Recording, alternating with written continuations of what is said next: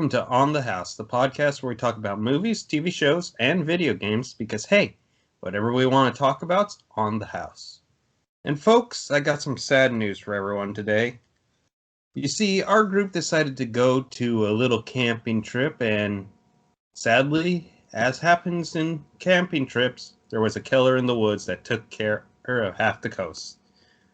Yep, the only ones that survived were me and Dave, so I'm afraid you're just stuck with us today. But don't worry. The other co-hosts were just mostly dead. Mostly. Dave, how are you? Good. Now I'm just imagining we do this recording, you say that as a joke, and then you find out the next day that actually happened. Oh my gosh. And then you just seem like the biggest asshole. Yes, well, I'm a known asshole, so it helps. Well, folks, you probably could tell by the introduction that we're doing a horror movie, a slasher, from the 80s. I know that combination of things is totally new for this podcast. Certainly never has popped up before. But Dave, since you're the person to introduce me to this film, why don't you tell us a little bit about it? Okay, the film we're looking at is 1988's Cheerleader Camp. I first found out about it because the lead star in it was an actress in the Saw franchise later on, and when I checked out the movie, it had a very unique atmosphere, some interesting kills, and some decent performances that the more I see it, the more I kind of like it. Yeah, I would say I watched this film twice now. While it definitely has its issues, it's when you get done watching the film and you think, okay, did I enjoy this? The answer is a yes for me. So definitely a good time, but go into this knowing if you're not already a fan of the less mainstream slashers from the 80s, this is not going to be a film for you. But if that does pique your interest, then definitely I'd say give this one a check. So as the plot involves, a girl named Allison and her friends are going to camp for cheerleading to win a contest where they can become the number one in the state. But of course, a murder spree begins happening around them, and the final girl, Allison, is having some strange nightmares, and she begins to wonder if she may be the killer. But who does it turn out to be? Find out by watching. But we're just going to spoil it later anyway. So. Yes. So let's start with our main character, Allison. Just overall, she's definitely suffering from some mental health issues, which you guys know for me, that's a pretty big, you better handle this the right way situation, or I will hate on this movie pretty hard. Oh, I didn't actually consider that. How do you feel about how this movie did it? For me, it was done in a way where obviously it was serving the plot of the film, but it was also not in a way that I found insulting or degrading, and that's my biggest thing.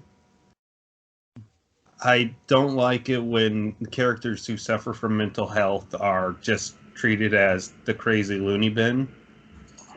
And this was more so people were aware of her issues and trying to help her with it, is how I saw it. I mean, the various nightmare scenes she has throughout the movie, they kind of really stick out. I especially love it, the slashing Pom Pom effect. Mm-hmm. And by the way, her actress was Betsy Russell, who was Jigsaw's wife in the later Saws. Yeah, she's got a long history of horror films actually under her belt. Yeah. Which one thing you said, you mentioned the Pom Poms. Apparently when this film was first in production going to be released, it was going to be Pom Pom Killer or something along that way. Bloody Pom Poms. And in fact, you can actually find a trailer online that would still have this title because it was changed late into production. Uh, And actually, my copy of the DVD, it comes with a little like insert of the poster with the original title. oh yeah. Yeah. And surprisingly, because this the DVD for this, like there hasn't been a new release since 2004, it can actually be fairly pricey for 80 slashers on Amazon. Yeah, I've heard it's kind of in the same boat as what's the Romero film, Dawn of the Dead, where because they haven't came out with a new release of it for years, it's just super pricey to find a DVD anymore. I got my copy of this about like 5 years ago, I want to say, so that was still when the prices were reasonable. Mm-hmm. So there, since you're the newcomer to the movie, what's like really stuck out about you, scenes or plot elements or acting that you'd like Well, to discuss? I'll say the female cast members of this did a really good job. You believe they're all all from this social group that you would believe they are. The male characters I took a little bit of an issue with, the ones that are quote unquote teenagers played by 30-year-olds. Just the one lead guy has a widow's peak and everything, which yeah, I know some people have, but he's very clearly not a teenager, and he does fine in the role, but it's just I kind of felt like while everyone else was trying hard, he was just kind of half-assing it. And then the other one, the comedic relief, played by oh crud, what's his name? Uh, I I'm pulling up the IMDb. Uh, so, Timmy's his character's name, right? yep, the actor's name is Travis McKenna. Yeah. So he's supposed to be a comedic relief, but I find he fails at it very hard, and some of the things he does in this film are pretty icky, actually. There's a lot of um, filming without consent of certain things throughout this movie that in the 80s were hilarious. Now it's, oh my gosh. I will say in tone, this is a horror comedy in the sense that they're always separate. Like none of the for all the jokes or questionable silly bits, like all the kill scenes are played for straight horror, and like when it involves the killer, they're never joking around. Yeah, for sure. And I will say for a small budget slasher, they definitely have a decent kill count on this. I want to say like the final body count's 8 or 9. Yeah. But when you consider when the killing spree actually starts, Uh-huh. it ramps up when it ramps up. It goes quick and fast. I would almost say like the killings happened at the same pace they did in Curtains. Like there's 2 kills in the first hour and then just a big explosion of violence in the final 25 minutes. Mhm. Which it makes it believable because minor spoiler here, with the first kill, they think it's a suicide. So that doesn't instantly send the alarm bells ringing. But once people realize, okay, there's a killer on the loose, like people scatter immediately. And one thing I'll say now and elaborate more when we go into spoilers is that for a lot of whodunit slashers, often it feels like who the killer turns out to be, they just picked out of a hat and kind of just randomly give a motive. Here, like when you find out who it is, you realize they were kind of setting up what he or she was feeling throughout the whole movie, and the conclusion is legit logical. Mm-hmm. Definitely. It's a good point, but it also kind of, especially watching it the second time, it makes it very. If people are able to piece this together halfway through, I definitely wouldn't be surprised at all. Though, Because, okay, go on. go ahead. Though the Because person, there's, go ahead. go ahead, go ahead. Because obviously there's a couple red herrings that are just made a little too obvious they're red herrings. But the person who plays the killer, I think, maybe is my favorite performance of the movie. Oh yeah, she's definitely. It's either her or the lead that I think do the best performance. I go back and forth. So, should we just say who the killer is now? It was the butler the entire time. It was the mascot this entire time, Dun dun dun. who was played by Lucinda Dickey, who was known for those break-in movies in the 80s. Yes, the Electric Boogaloo. The thing that surprised me is I looked at her Wikipedia, her IMDb. She was in nothing after this. Like, Which not is even kind of bit crazy parts. because I thought she does a pretty good job. Mhm. Like, they're just setting up, like, how she feels jealous the entire movie, just being stuck as the mascot. But she wanted to be number one. And Mm-hmm. And hold on one second. Lost my train of thought. Anyways, but yeah, they really do set it up well, and her plan that she puts together, because spoilers, she 100% gets away with it. It's a logical plan. It's not a how do I what could I compare this to?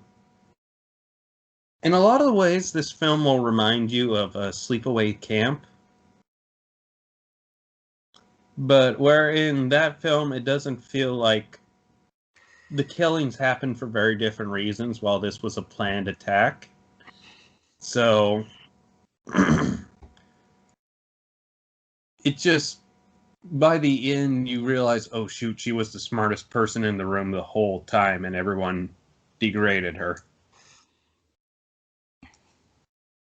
and Sorry. like I almost wonder, like looking back towards the end, if after she had like killed the creepy old guy and like framed him as the killer, like it does seem for a moment like she was fine with ending the rampage there, but when she saw like the boyfriend make a move on like the Bonnie girl, like she decided, okay, these two have to go too.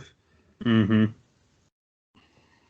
Yeah, I think she was just being very convenient. I mean, you see her tell the lead character to stop taking her medicine because maybe that's what's messing you up so much. Which at the time you think she's just being helpful, but then when you watch the film again, it's like, oh, she was creating alibis for herself and giving reasons to suspect other characters right there.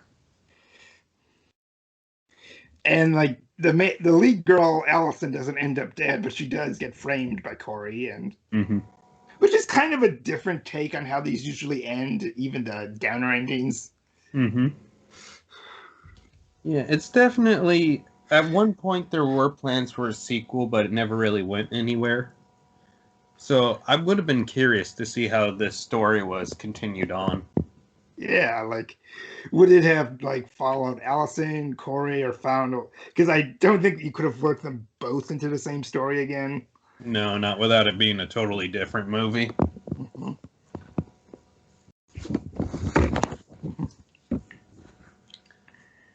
And since this is a slasher movie, the question has to be asked: favorite kill or kills?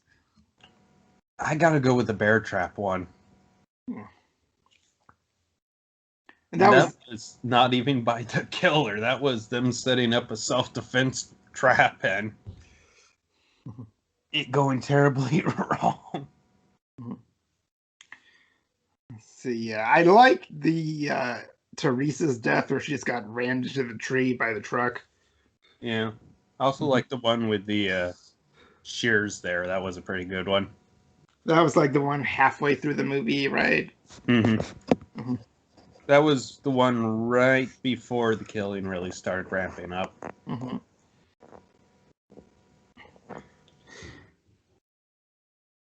Mhm. Let's see.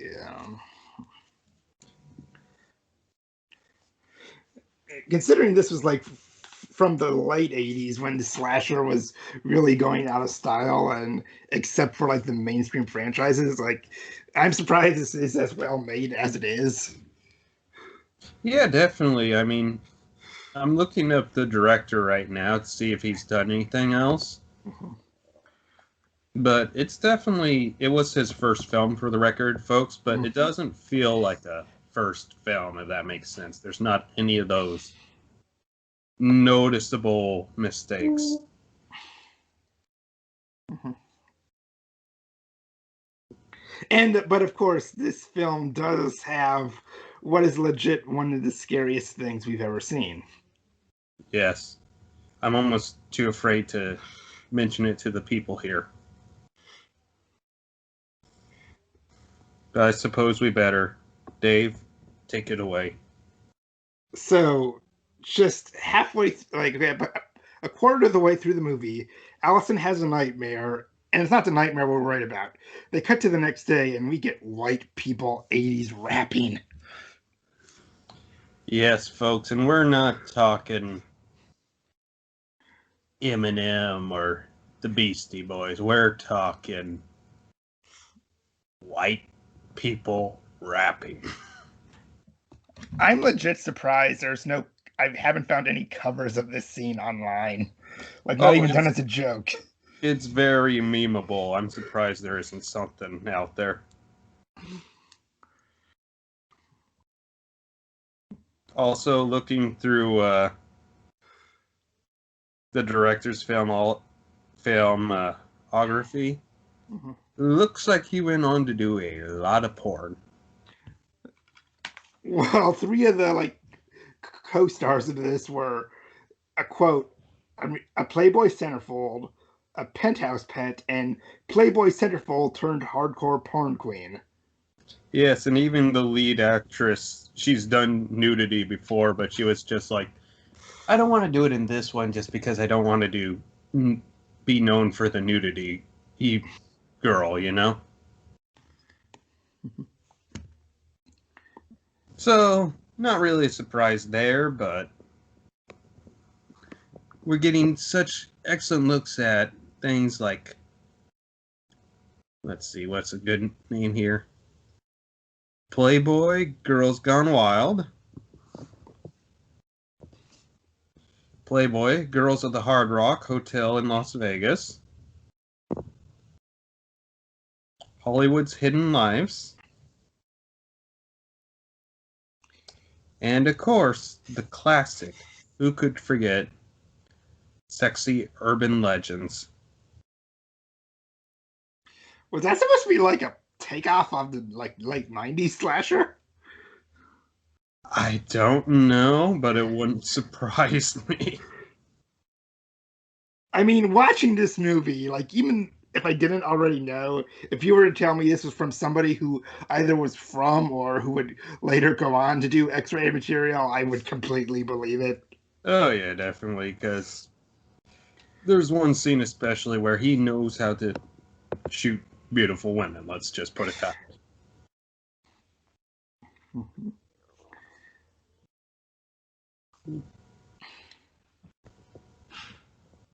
So, overall, Dave, what would you say your thoughts are on this one? I would say this is a slasher that's grown on me the more I see it.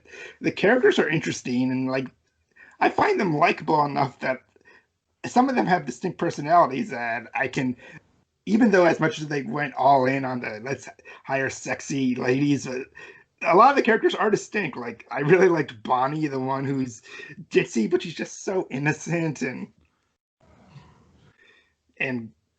Allison's a great lead, and Corey's a great antagonist. Like even though you only know her true nature for the final like 5 minutes, Mm-hmm. and just there's a lot of scenes that are shot with neat effects and atmosphere. The fact that it has atmosphere for a late 80s slasher is a notable thing, and I just this is definitely more for somebody who's already a slasher fan. But if you are, check it out. Yeah, I would say personally for me, it's not your Friday the 13th or Nightmare on Elm Street. That's the A level stuff that I think anybody can enjoy.